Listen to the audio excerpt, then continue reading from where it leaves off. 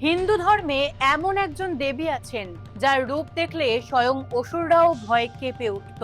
তার গলায় নরমুণ্ডের মালা, শরীরে কেবল বাকছাল, চোখ দুটি অগ্নির মতো জ্বলছে, আর তার অট্টহাস্যে কেঁপে ওঠে তিনটি লোক। অনেকেই তাকে মৃত্যুর দেবী বলে ভয় পান, কিন্তু আশ্চর্যের বিষয় হলো যাকে আমরা সবচেয়ে ভয়ঙ্কর মনে করি তিনিই আবার ভক্তদের জন্য সবচেয়ে করুণাময়ী মা। কে এই দেবী চামুন্ডা? কেন তিনি এত ভয়ঙ্কর রূপ ধারণ করেছিলেন? আর তার এই রূপের আড়ালে কি গভীর আধ্যাত্মিক রহস্য লুকিয়ে আছে? আজকের এই ভিডিওটি শেষ পর্যন্ত দেখুন, কারণ আজ আপনি বুঝতে পারবেন দেবী চামুন্ডার অন্ধকার রূপ আসলে ধ্বংসের নয়, বরং কর্ম ও সত্যের রক্ষার প্রতীক। দেবী চামুন্ডার কাহিনী প্রধানত পাওয়া যায় দেবী মাহাত্ম্যে, যা মার্কণ্ডেয় পুরাণের একটি অতি গুরুত্বপূর্ণ অংশ।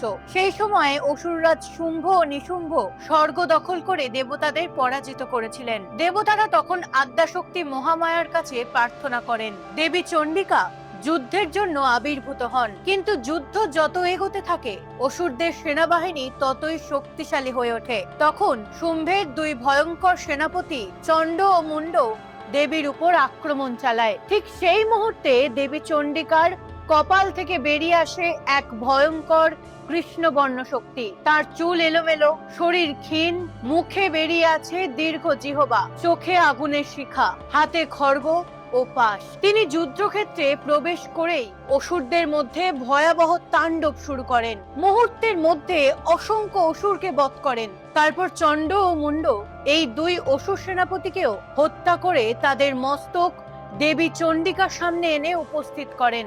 এই বিজয়ের পর দেবী চণ্ডিকা তাকে আশীর্বাদ করে বলেন, আজ থেকে তুমি চণ্ড মুন্ডকে বধ করেছো, তাই সমগ্র বিশ্ব তোমাকে চামুন্ডা নামে চিনবে। এখান থেকেই দেবী চামুন্ডার নামের উৎপত্তি। চামুন্ডা নামটি এসেছে চণ্ড মুন্ড এই দুই অসুরের নাম থেকে। কিন্তু এখানেই শেষ নয়। দেবী মাহাত্ম্যের পরবর্তী অধ্যায়ে আর এক ভয়ঙ্কর অসুরের আবির্ভাব ঘটে, রক্তবীজ। তার শরীর থেকে এক ফোঁটা রক্ত মাটিতে পড়লেই ঠিক তার মতো আরেকটি অসুর জন্ম নিত। ফলে তাকে যত আঘাত করা হতো সে ততই বেড়ে উঠত। তখন দেবী চামুন্ডাকে আদেশ দেওয়া হয় রক্তবীজের শরীর থেকে পড়া প্রতিটি রক্তবিন্দু মাটিতে পড়ার আগেই পান করতে। দেবী তার দীর্ঘ জিহ্বা বিস্তার করে সমস্ত রক্ত পান করতে থাকেন, ফলে নতুন কোনো অসুর জন্ম নিতে পারেনি এবং শেষ পর্যন্ত রক্তবীজ নিহত হয়। এই কারণেই অনেক সময় দেবী কালী ও চামুন্ডার রূপকে মানুষ একসঙ্গে মিলিয়ে ফেলেন। তবে শাস্ত্রীয়ভাবে তারা একই মহাশক্তির ভিন্ন প্রকাশ হলেও সব ক্ষেত্রে একেবারে অভিন্ন রূপ নন।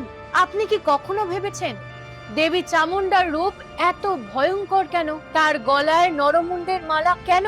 তার শরীর এত কঙ্কালসার কেন? শাক্ত দর্শন এই প্রতিটি বিষয়ের গভীর প্রতীকী ব্যাখ্যা দেয়। নরমুণ্ডের মালা মানুষের অহংকার, কামনা, লোভ ও অজ্ঞানতার বিনাশকে নির্দেশ করে। তার কঙ্কালসার দেহ আমাদের মনে করিয়ে দেয় এই শরীর একদিন নশ্বর, কিন্তু আত্মা চিরন্তন। তার অট্টহাস্য মৃত্যু নয়, বরং মায়া ও অজ্ঞানতার উপর সত্যের বিজয়ের ঘোষণা।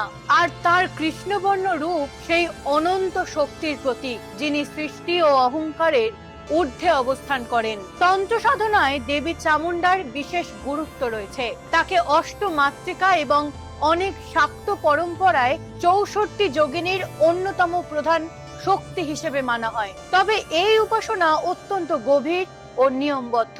শাস্ত্রে বারবার বলা হয়েছে যথাযথ গুরু ও শাস্ত্রসম্মত পদ্ধতি ছাড়া তান্ত্রিক সাধনা করা উচিত নয়। ভারতের বিভিন্ন স্থানে দেবী চামুন্ডার প্রাচীন মন্দির রয়েছে। হিমাচল প্রদেশের চামুন্ডা নন্দিকেশ্বর ধাম, কর্ণাটকের চামুন্ডা পাহাড় এবং আরো বহু শক্তিপীঠে আজও লক্ষ লক্ষ ভক্ত তাকে মাতৃরূপে পূজা করেন। তিনি অশুভ শক্তি, ভয়, কালো প্রভাব এবং মানসিক দুর্বলতা থেকে ক্ষমা করেন। দেবী চামুন্ডার কাহিনী আমাদের একটি অসাধারণ শিক্ষা দেয়।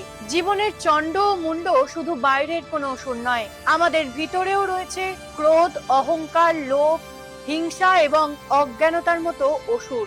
আর রক্তবীজের মতো যদি একটি নেতিবাচক চিন্তা নিয়ন্ত্রণ করা না যায়, তাহলে তা শত শত নতুন সমস্যার জন্ম দেয়। তাই দেবী চামুন্ডা আমাদের শেখান, অশুভকে অর্ধেক নয়, সম্পূর্ণ রূপে নির্মূল করতে হবে।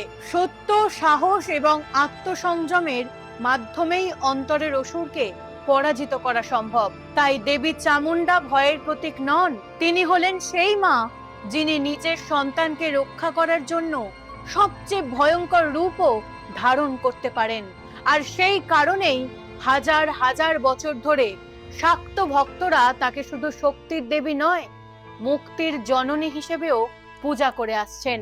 আপনি যদি বিশ্বাস করেন মা চামুন্ডার কৃপায় সমস্ত অশুভ শক্তির বিনাশ হয়, তাহলে কমেন্টে লিখুন জয় মা চামুন্ডা।